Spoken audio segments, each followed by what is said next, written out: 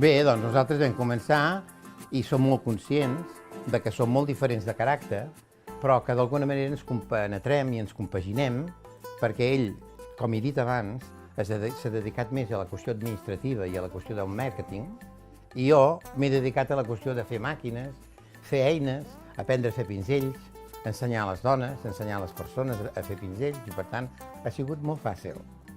Encara que treballar amb ell, per mi, ha estat una verdadera positiva experiència, perquè ell és un personatge que té les idees molt clares, té un caràcter aparentment molt fort, però que és una bellíssima persona. I aquest és el punt més àlgid. No. Bàsicament, el miracle d'haver viscut 40 anys junts és perquè jo tinc molta més paciència que no pas ell. I, bé, doncs, ens hem hagut d'aguantar mútuament, aquesta és la veritat, perquè si no, no haguera sigut possible. Moltes vegades una societat industrial és una mica com un matrimoni. Hi ha dies que ha de decidir un i altres dies ha de decidir l'altre. Bàsicament s'ha fet això. La qüestió evident és que s'ha produït el miracle de viure junts i de treballar junts durant 45 anys. Com tothom sap, Catalunya ha donat a la història de la pintura 3 o 4 personatges de cabdal importància. En citaré 2, potser els més significatius. Un és en Miró, l'altre va ser en Dalí.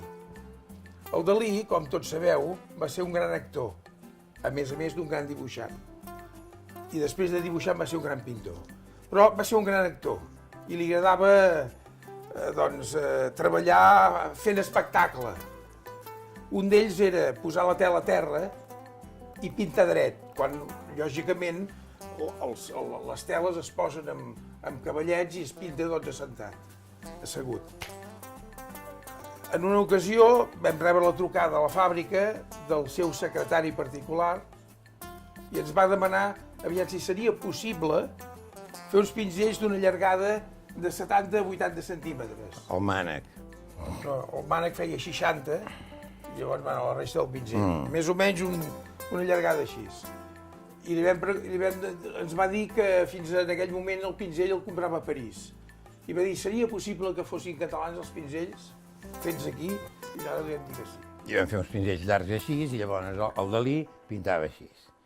I no era necessari ajupir-se ni era necessari això, sinó que...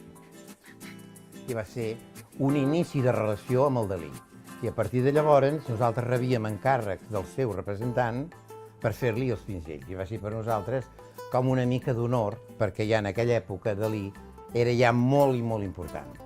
Tant és així que en la nostra empresa tenim a la paret uns pinzells originals de quan els vam fer, vam guardar uns quants i estan allà amb una paret com si fos un triomf, diguem-ne, oi?